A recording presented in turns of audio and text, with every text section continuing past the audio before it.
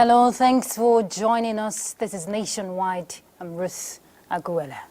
President Bola Tinubu has approved the appointment of the following men and women to serve in the office of the President under the Media and Publicity Directorate, with full respect for the tenets of Nigeria's federal character principle and the supremacy of merit.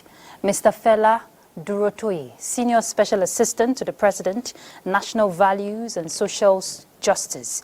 Mr. Frederick Nwabufo, Senior Special Assistant to the President, Public Engagement. Mrs. Linda Wabua Akigbe, Senior Special Assistant to the President, Strategic Communications. Mr. Aliyu Audu, Special Assistant to the President, Public Affairs. Mr. Francis Ada Abba, Personal Assistant to the President, Special Duties. President Tinubu has further approved the secondment of Mrs. Linda Nwabua Akigbe to serve as the Communications Advisor to the President of the ECOWAS Commission. The President tasked all new appointees who are serving in the Media and Publicity Directorate to uphold the highest standards of decorum and decency in their engagements with all members of the public as they advance the President's determined bid to renew the hope of Nigerians in a restructured economy and unified society that caters for sufficiently to the needs of all, regardless of any differences. The All Progressives Congress has officially kicked off its campaign for the November Kogi State governorship election, pledging to harness the state's abundant resources for growth. Vice President Kashim Shettima, along with other members of the National Working Committee, attended the campaign to secure APC's hold on Kogi State. Solomon Ayedehi reports.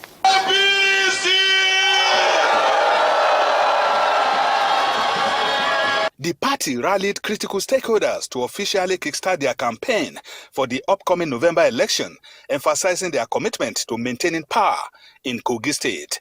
President Bola Ahmed Tinubu, represented by Vice President Kashim Shettima, led the party's National Working Committee in attendance. Governor Yahaya Bello, in his welcome address, highlighted his administration's accomplishments over the past 8 years, including fostering unity, advancing human capital development, enhancing security, improving education, healthcare, and infrastructure. He urged the people to support Usman Ahmed Ododo for continuity and progress. I know surely that when you vote Ahmed Usman Ododo and Joel Salifu, they will build on these legacies we are having today. If you are not collected your PVC, go and collect your PVC and call all your wards, your children, march out on November 11th and let us go and vote APC.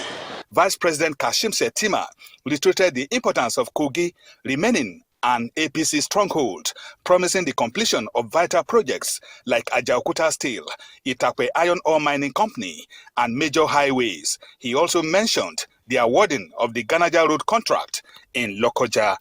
Give us the opportunity. Give this young man the opportunity to shepherd the sheep of the state in Kogi. Be rest assured that President Bola Ahmed Tinubu will see to the fruition of the Alalpe crop processing zone in Kogi State. This is the right candidate. This is the only candidate. The APC governorship candidate, Usman Ahmed Ododo, pledged to serve faithfully if given the mandate. I'm not going to disappoint myself. I'm not going to disappoint His Excellency. I'm not going to disappoint the younger generation and the youth. Earlier, the Vice President and his team sought the support of the state's first-class chiefs at the government house to ensure the success of the APC in the November polls. In Lokoja, Solomon Ayedehi, NTA News. Oftentimes, women are at the receiving end of the ills that plague society. To change that narrative and build a safer society, Nigeria's First Lady, Oluremi Tinubu, says they must forge the needed solidarity and build capacity that will see them take on more roles in nation building. She was speaking when she granted audience to the Minister of State for Police Affairs, Iman Suleiman Ibrahim, who led a delegation of senior female officers, police officers' to her office. Let's hear from State House correspondent Adeni Taiwo. For the First Lady, Oluremi Tinubu, the new week is starting off on a note of what she described as law and order, having in her office a delegation of senior female police officers led by the Minister of State for Police Affairs, Iman Suleiman Ibrahim. Appointed by President Bola Tinubu, the minister is the first woman to hold that position. Although women constitute a meager 9% of the Nigeria police workforce, the First Lady, while looking forward to more, expresses joy that women are in the security space actively involved in policing the country. And with confidence, she declares a new dawn for women in Nigeria as the current administration will give them more room to contribute their quota to national development. We want to see more women doing that, not just speaking from a place of anger, but a place of where, policies will be effected and then laws will be amended. So that's where I want to see women speaking from. Women and children, she says, must thrive and be empowered in a safe environment where rape, proliferation of baby factories, human trafficking, and organ harvesting are on the decline. And for this to happen, their voices must be heard. I think this is the time for us to do the best we can for women. I'm also looking for ways to contribute in that area, to contribute to each individual lives. When we talk about Nigeria, we are talking about people in Nigeria. And we cannot have a Nigeria without the people excelling and doing great things. While applauding the First Lady for her steadfast advocacy in the areas of women empowerment and gender equality, the minister says our ministry is working on bold initiatives aimed at addressing existing challenges as well as shaping the Nigeria police force. Our aim is not only to meet the needs of the present, but to anticipate the challenges of the future. The vision hinges on efficiency, accountability, and the highest standards of professionalism. We are here today not just to discuss, but to seek your collaboration, for we understand that the collective advancement of these crucial causes requires your esteemed support and partnership. Meanwhile, the First Lady also played host to Minister of Works, Dave Umahi. Coming out of a meeting with the First Lady, the minister told State House correspondents that efforts to address infrastructural gaps in the country require objective monitoring by Nigerians. And so with their failures, we should place the blames rightly where it belongs. Not where people don't do their work, then leadership is blamed. That is very wrong. We have to begin to disaggregate responsibilities and blames and apportion it where it belongs. In the State House, Adeni Taiwo, NTA News. The former police inspector Drambi Vandi, who killed the late lawyer Bolanle Rahim of Lagos in December 2022, has been sentenced to death by hanging. Justice Ibironke Harrison of the Lagos State High Court, sitting at Tafawa Balewa Square, Lagos, handed down the sentence. The Lagos State government, through the Office of the Directorate of Public Prosecution, DPP, had filed a one-count charge of murder against Drambi Vandi, a former superintendent of police. He was arraigned on the 16th of January 2023, and the prosecution had tendered 27 exhibits and over 10 witnesses, while Vandi was the only witness who testified for his defense.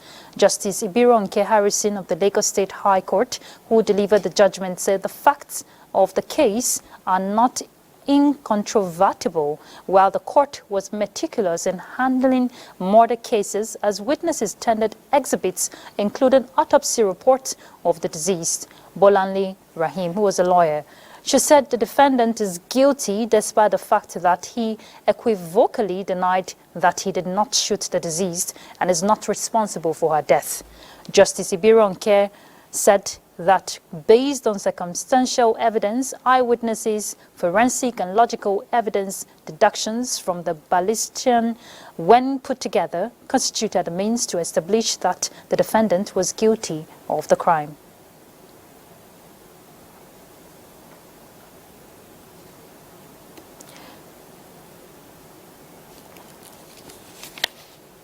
The Nigerian Army has commended President Bola Ahmed Tinubu for his strategic support and guidance to the military defense. Correspondent Ismail Musa reports that the Chief of Army Staff, Lieutenant General Taurid Lagbaja, gave the commendation in a message to the 2023 Nigerian Army Intelligence Corps Seminar on sniffing and combating complex security threats. Pressure continues to mount on security agencies to scale up efforts in containing security threats. For the Nigerian Army Intelligence Corps, being preemptive is key in tackling insecurity. This forum is meant to keep troops of the Intelligence Corps on their toes. I wish to convey my sincere gratitude to President Commander-in-Chief of the Armed Forces of Nigeria, President Bola Ahmed Tinubu, for his strategic guidance and unwavering support to the Nigerian Army. The seminar is one of the major training activities lined up for this year and is designed to enhance the Intelligence Corps capability to provide optimum intelligence in support of the Nigerian Army operations. Security issues are constantly evolving, throwing up new challenges.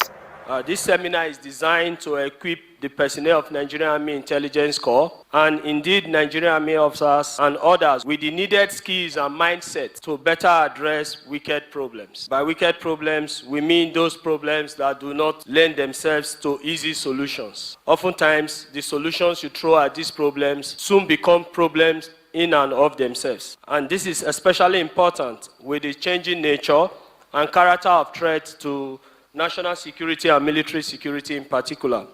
The Army authorities are optimistic that with training like this, operations will improve for a stable and secure environment. In Abuja, Ismail Musa, NTA News. The Federal Road Safety Commission says its attention has been drawn to a report that a court-martial is seeking federal government's permission to allow the FRSC personnel to bear arms. A statement by the Corps Public Enlightenment Officer BC Kazim says the report is untrue and does not reflect the current position of the authority on the matter. In another development, the court says it has recorded a substantial reduction in total number of road traffic crashes, injuries and fatalities between January and September this year. BC Kazim says the 21 to 23% reductions in road crashes, accidents and fatalities were achieved through enhanced visibility on the highways, aggressive education and expanded command structures with more deployment of patrols on the highways. And we now have joining us live the FRSC Deputy Court Marshal in charge of public education, BC Kazim. He joins us via Zoom. Thank you very much for joining us. He's going to be speaking to us on the Ember Month campaigns. We're already in it. Thank you for joining us once again on the news. I'm Assistant Court Marshal. I'm not Deputy Court Marshal. That's noted.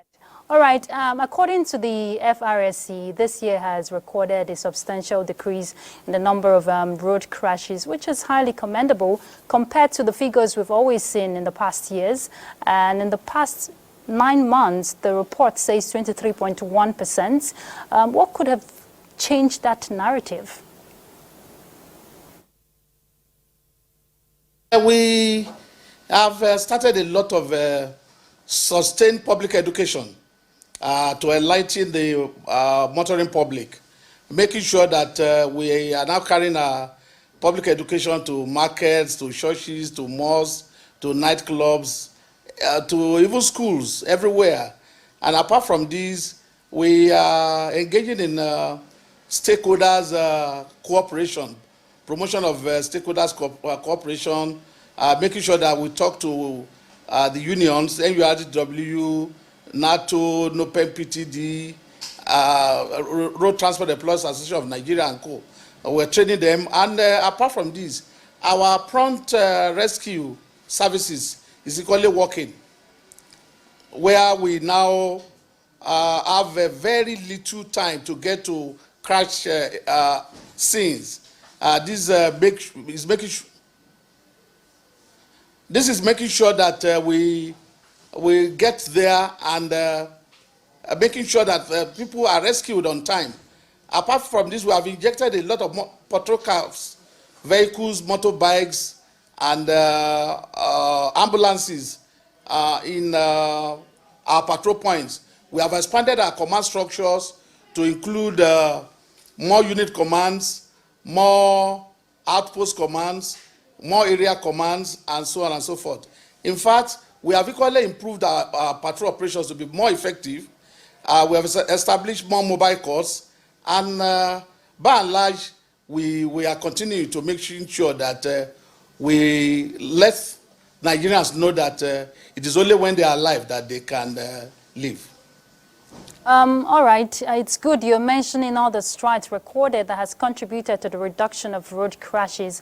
And previously you also mentioned from the report we read that enhanced visibility on the highway. But some motorists are of the opinion that bad portions of the roads are also part of what causes some of these accidents. Do you agree with this argument? Start by saying of all the three factors in accident causation, that is human factors, mechanical factors, and environmental factors. Let's cite example of human factor to be driver, mechanical factor to be vehicle, and environmental factor to be the road. Of all these three, the most important is the human factor, that is the driver. Even when the road is bad, a bad road do not cause a crash. It is the bad use of the road. So even when the road is bad, if you are careful, if you are defensive in your driving, you get to your destination without any problem. So we are saying that as much as the government is trying to ensure that the roads are fixed, the ones that are not yet fixed, we should be very careful while using them. So I disagree by saying that roads will cause crashes. No, it is our own attitude and the way we use the road that will lead to crashes. All right, Mr. Kazim, and of course, you know that it's quite alarming, especially when we see a very fatal accident on the road and lives are lost. Despite the fact that there's been advocacy, there's been enlightenment, for road safety. And we know that there are, infractions, or rather, should I say, penalty when people go against the rule. But are these penalties well implemented, especially for people who violate these laws on the roads? Are they being sanctioned appropriately? We believe that education and enlightenment without enforcement is like entertainment. And that is why we are even advocating that there will be more sanctions. And that is why we have introduced more mobile calls to try people summarily, so as to make sure that even people can be detained, people can be sent to jail for traffic offenses. And we're even advocating that more fines should be imposed in a situation where you commit an offense of speed violation and you are asked to go and pay 3,000 or 4,000 naira. It doesn't serve as deterrent. But where you are asked to pay 50,000 naira, 100,000 naira for just one-way traffic, you will know that it will serve as deterrent. So fines will serve as deterrent, prosecution will serve as deterrent. Enlightenment is equally good, but of all the four approach systems we use, the most important is the enforcement and the prosecution. We use subtle force, we use persuasion, we use education. But when you combine the four together, and when you look at it side by side, enforcement serves as deterrent to motoring public. Glad you ended with enforcement. What about the speed limit devices? Has that been fully enforced, Mr. Kazim?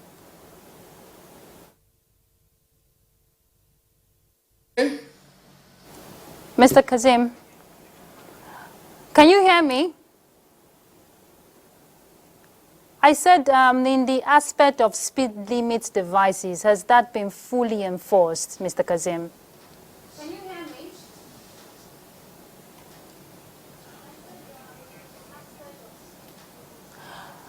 Okay, we've lost connections there with the Assistant Court Marshal in charge of public education, BC Kazim, talking to us on the agenda of the FRSC, especially these ember months. But we should be guarded on the roads. We should take caution because life is very precious.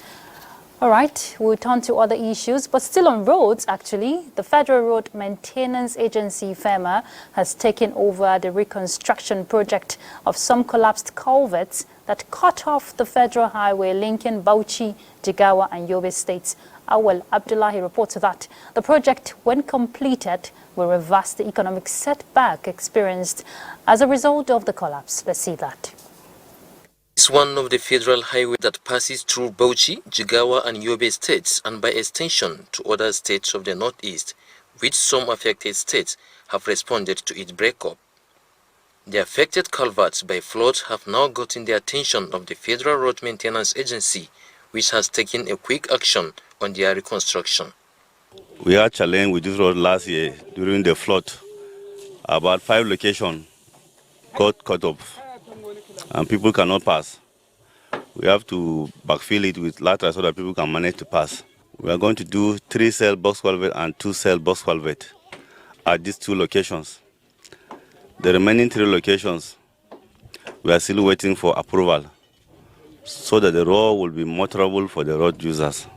Another ongoing project by FEMA is that of Zadawa, Sambolo to Kafinsule communities in Misau and Giade local government areas of Bauchi State, which has now reached to advanced stage.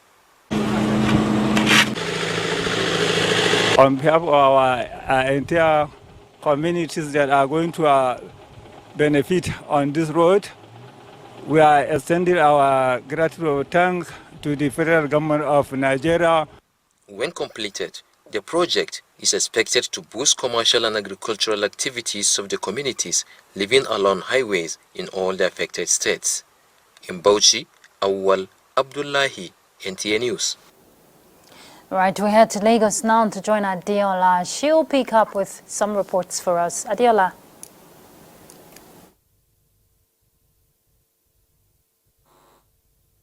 The exercise involving the French naval force and countries around the Gulf of Guinea, tagged Exercise Crocodile Lift, has commenced. The exercise, which is the 5th since inception, is to prepare naval officers towards providing operational security around the Gulf of Guinea.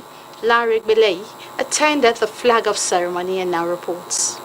Exercise is a combined international partnership initiated by the French Naval Force for nations surrounding the Gulf of Guinea, tagged Crocodile Lift and Grand African Nemo 2023. Since inception in 2018, the exercise has contributed towards ensuring adequate maritime security within the area of coverage. Chief of the Naval Staff, Vice Admiral Ikechukwu Ogala, described the exercise as a proactive way to assess the nation's Navy capabilities to know the level of its readiness in facing any security developments that might occur on the Gulf of Guinea. Security of the breaches in the Gulf of Guinea pose serious challenge to our national well-being. It is disturbing that most of the criminals in our maritime domain are targeting our economic lifeline. A comprehensive approach is therefore required, such that it involves both national and international collaboration to mitigate the impact of the myriad of these maritime threats. The French defense attaché to Nigeria said the exercise has gone a long way to deter all kinds of criminal along the area.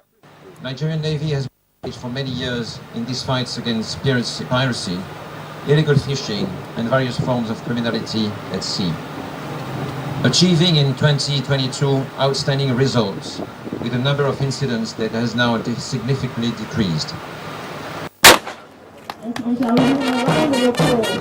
5 Nigerian naval ships will be involved in this exercise, including contiguous countries around the Gulf of Guinea. Here in Lagos, Larry Aguele.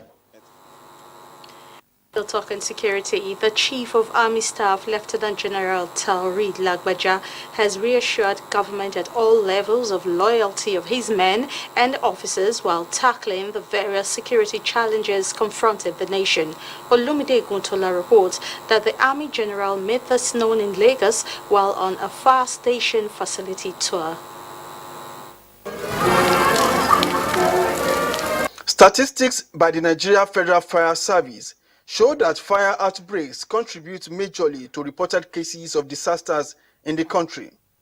In order not to be caught napping is the reason behind the establishment of the Nigerian Army Fire Station in Bonny Cantonment. The Chief of Army Staff, Lieutenant General Taoreed Lagbaja, urged those in charge of the project to always protect the facility and ensure adequate maintenance. While addressing soldiers on need, he urged officers and men to be law-abiding at all times while protecting the territorial integrity of the country. Our focus is on the Constitution and the government day, and that is what I enjoin you to do. The focus on defending our Constitution and the government of the day, and that we will do. Is that clear? Yes, sir. Clear? Yes, sir. Are you ready? Yes. Stick to the law. That's what soldiers are known for. And Nigerian Army, we are disciplined and we keep to the law. And I expect that working in Lagos, you'll be an epitome of people that stick and uphold the law. So you will do that. Is that clear? Yes, sir. The Army General also assured his men of adequate welfare package and of basic social amenities of life to ease their operations. In Lagos, Olumide Guntola, NTA. And those are the stories from Lagos for now. Nationwide will continue in Benin after this break this day.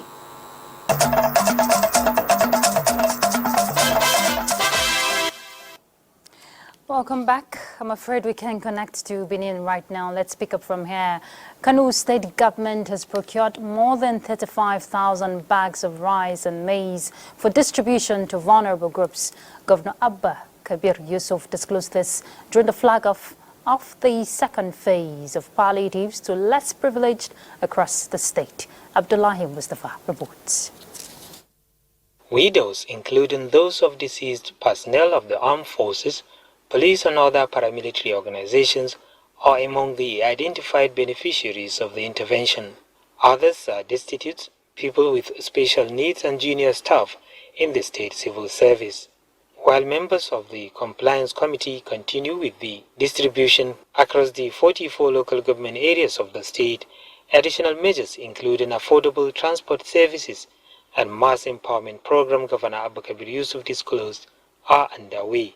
We have also concluded arrangement to commence empowerment program of 5,000 women, 5,000 youths, and 5,000 people with special needs. Emir of Karai, Ibrahim Abubakar II, and other guests thanked the governor for the gesture, which they described as apt and timely. Each of the 44 local government areas is allocated 400 bags of rice and same quantity of maize. The distribution exercise is to be handled by local and ward-level compliance committees. In Kano, Abdullahi Mustafa, NTA News. The federal government says the ongoing restructuring of the NPower program will bring about the employment of 5 million young Nigerians in 5 years. This follows the temporary suspension of the NPower program. A statement by the National Program Manager, NPower, Dr. Akindele Egbuwalo, indicates that the restructuring and transformation is expected to birth an expanded program to now reach beneficiaries aged 18 to 40. The ministry says it will carry out detailed investigations of the scheme due to discovery of beneficiaries who still have their names on the payroll after exiting in 2022, among other infractions. The thorough audit is expected to enhance confidence in the expanded and transparent program in the interest of Nigerians. Let's look at health. Benue State Health Reform Committee has started delivering its mandate of overhauling the state of health infrastructure for maximum efficiency in healthcare services. Murjanatu Hassan reports that the committee was inaugurated by Governor Babagana Umar Zulum in response to the sorry state of affairs in the healthcare sector due to prolonged period of insurgency. The Health Sector Reform Project, a holistic response to the sorry state of affairs in the healthcare system, which like all sectors has been undermined by prolonged period of insurgency. Benue State Governor Professor Babagana Umar Zulum, at while inaugurating the committee, mandated the members to look into the challenges confronting the entire healthcare centers with a view to addressing them. Mass procurement of medical equipment, including consumables needed to bring healthcare services to the doorsteps of the people in Benue State, has been given priority attention by the committee. Addressing the heads of various hospitals, the Commissioner, Minister of Health and Human Resources, Professor Baba Malam Gana, described the procurement of the medical equipment as timely, stressing that the committee is on the right track towards repositioning the healthcare system in tune with global best practices.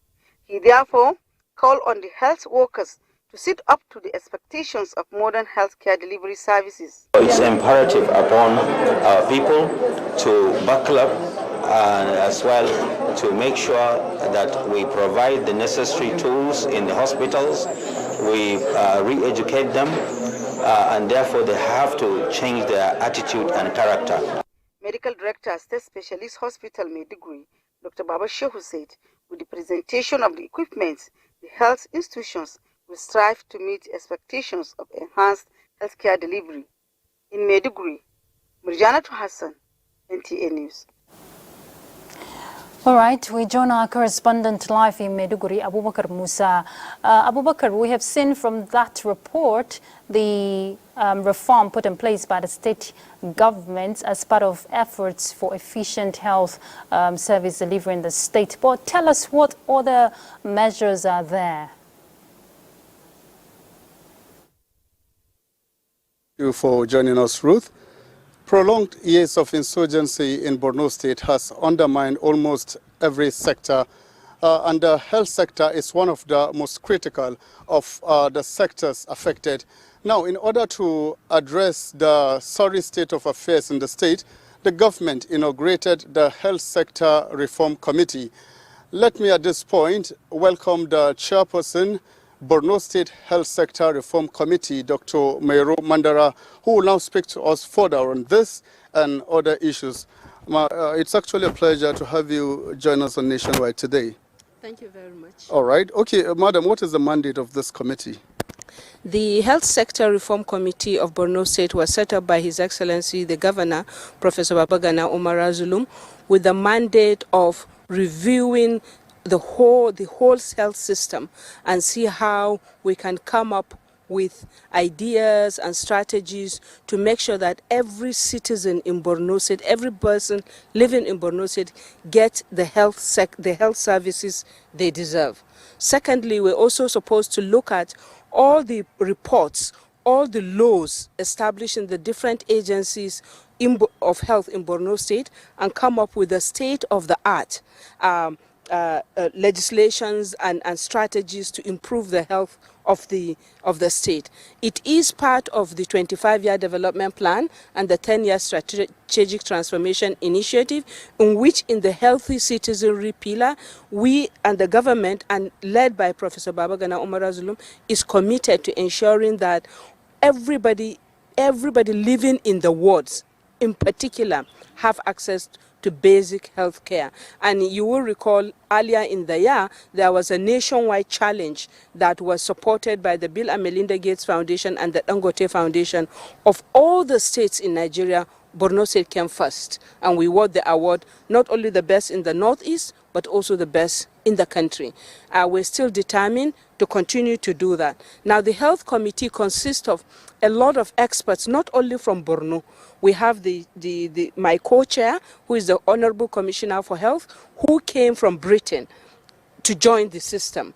We also have other healthcare experts that are from outside Borno, from Abuja, from all over the world, from England, coming together to actually sieve out best practices and bring them in Borno. That's glad tidings, so to say. So, Madam, what has the committee achieved so far, apart from what you talked about? What is unique about the committee is that he asked us to go and make sure that we reform the health system in 6 months. He said to us, I'm not waiting for your report. I want you to get the low-hanging fruits. Where are the problems? Find the problems and solve them, period. So one of the things that we did was we went on the-spot check of what is happening in the hospitals. And we went to specialist hospital, Maiduguri. When we went to check some of this, we saw that we don't have enough diagnostic tools. We reported to him we don't have. Within 48 hours, he ordered these things to be bought, and they were distributed. They were distributed with very good accountability mechanisms, so much so that we believe now they won't have legs, they won't disappear. The other thing that the committee has achieved is that we have now a law establishing drug management agency. We have a law that decentralizes our drug management agency with drugstore in Maiduguri, drugstore in Monguno, drugstore in Biu, so that our drugs and our drug supply system will be digitalized, so that on his own phone he will be able to see where do we have drugs, why don't we have drugs. And you would see that a lot of these things are happening. He had the committee is also looking at the manpower required for Borno State. Everything in health and in education, manpower is the key. So we're looking at the level of manpower we need to be able for the state to reach the minimum health care package. Okay. We appreciate you so much for being part of Nationwide today, Madam.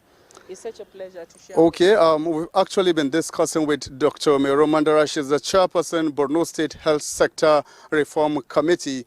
And we are hoping with this development that the health sector in Borno State will surely be reformed. Let us now hand you over to Mary in Jos for the continuation of Nationwide.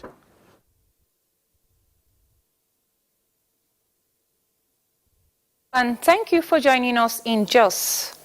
To improve on the nutritional and healthy state of school children, the National Homegrown School Feeding Program is training the master trainer food vendors concurrently across the nation. Minister of Humanitarian Affairs and Poverty Alleviation, Dr. Betta Edu, stated this in Jos at a refresher training on personal hygiene for food vendors.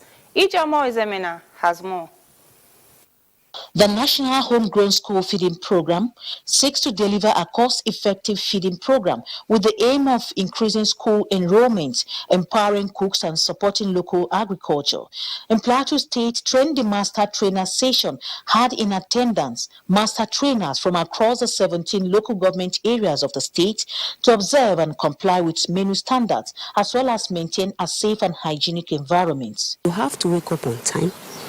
Time the time of your cooking so that you will meet up. The method of cooking should be established more, and the ingredients that are expected of us to use during the cooking should be more emphasized, because people go out without gaining the real thing that is being taught. Minister of Humanitarian Affairs and Poverty Alleviation, represented by the food consultant Al-Hassan Yakubu, says personal hygiene starts from the cooking. We know that without good hygiene, definitely the children will be affected or infected with various kind of bacteria. Secretary to the government of the state, represented by the UNICEF state coordinator and the acting focal person, NCIP, notes that the program has enhanced standard of living of Nigerians and improved the economy. We should understand and comply with the rules, regulation of the National Homegrown School Feeding Program.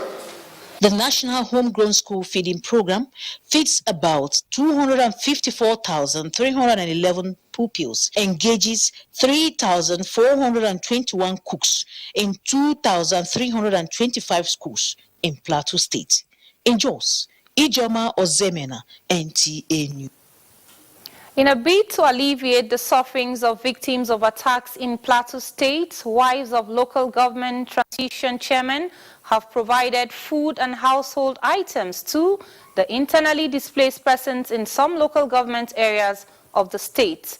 Salah Abdurrahman Mohammed reports that the wife of Plateau State Governor Helen Mutfwang, who presented the items to the victims, says the gesture is to offer helping hands to those who lost their means of livelihood as a result of the conflict. In the recent past, several attacks were carried out in communities by gunmen, leading to destruction of lives and valuable property of citizens. This development prompted wives of transition committee chairmen in the state to assist the internally displaced persons in Mangu, Berkinladi, Bokos, and Riom local government areas affected by a series of attacks in the state, with a view to mitigating their sufferings and improve livelihood. The group distributed food items and other household goods. So that where they take those things from, let God encourage them. We are praying for God Almighty to strengthen them and to give them all their heart desires in Jesus' name. Wife of Plateau State Governor Helen Mutfwang, represented, says women and children are the most affected in conflicts, hence the need to reach out to them. She appreciated Walgom members for putting up resources towards this gesture and prayed for lasting peace and harmony in the affected areas. I want to call on well-meaning Plateau State people to also emulate the good work they have done. Walgom chairperson says they were in the local government areas to identify with the IDPs and support them with relief materials to cushion their plight. Most of these people lost their houses, their source of living. So this little support coming in and also coming from the federal government again will give them that help that they need. From Mangu, Salah Abdurrahman Mohammed, NTA News. And that's our contribution from Jos. Nationwide continues in Abuja with Ruth.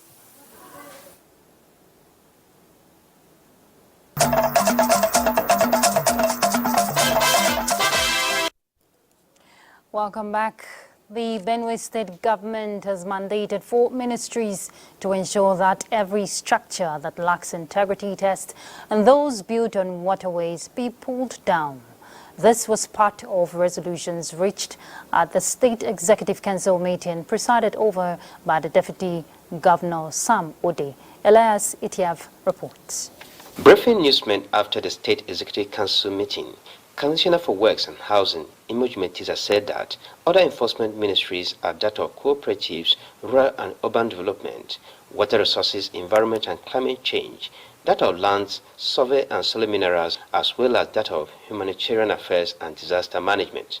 Every building in the state that lacks structural integrity test should be taken off the way, especially buildings found on waterways and all. The Works and Housing Commissioner disclosed that the Council also directed that a database of youths in the state be compiled to enable government to factor them in its empowerment programs. Also, the Council declared a state of emergency on road infrastructure and directed relevant agencies to carry out an assessment and draw out a master plan for implementation. It is very, very obvious at the moment the entire state, the entire infrastructure is at a state of emergency. We spoke about roads and very soon we're going to commence other roads and to address the issues bordering on people not having access to basic needs, children not being able to go to school, as we saw some pictures in Boko, and actions have been taken and plans are underway to address the immediate concerns of the entire Benue infrastructure. In Makudi, Elias Itiaf, NTA News. The Nigerian Customs Service has seized contraband goods worth over 200 million naira in Ogun State.